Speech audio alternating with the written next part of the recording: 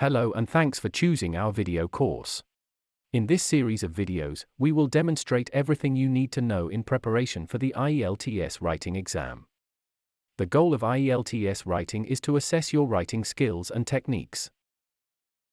Make sure you understand the difference between IELTS academic writing and IELTS general writing exam. Task 1 is different for the academic writing and the general writing. Task 2 is the same for both types of the writing exam.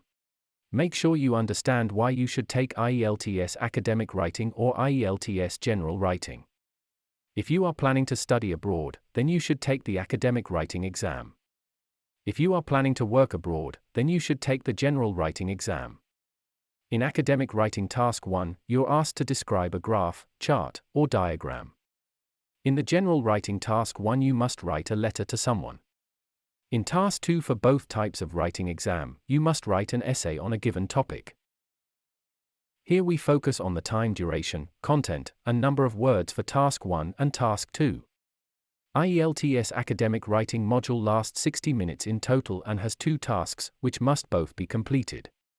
Although it is recommended to spend approximately 20 minutes on task 1 and about 40 minutes on task 2, you can divide your time between the 2 sections the way you prefer.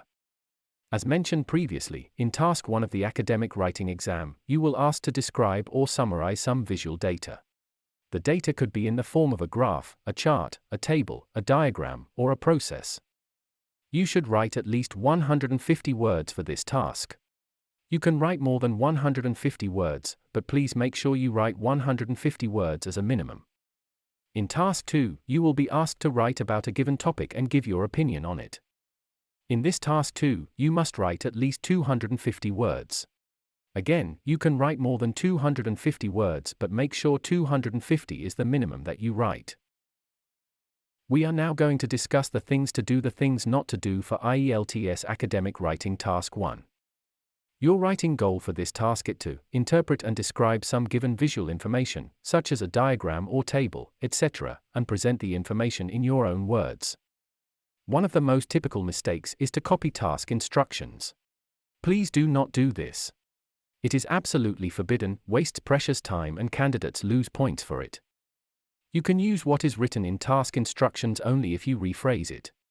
So, do not repeat words and phrases from the exam question unless there really is no alternative. When writing, use correct synonyms, less common, and a range of vocabulary. Try not to use the same word more than once, or twice at the most if you can avoid it. Don't forget to use special vocabulary to describe graphs and linking structures. Also, use words from the academic word list. The next thing to remember is, don't worry if you think there is too much or not enough information.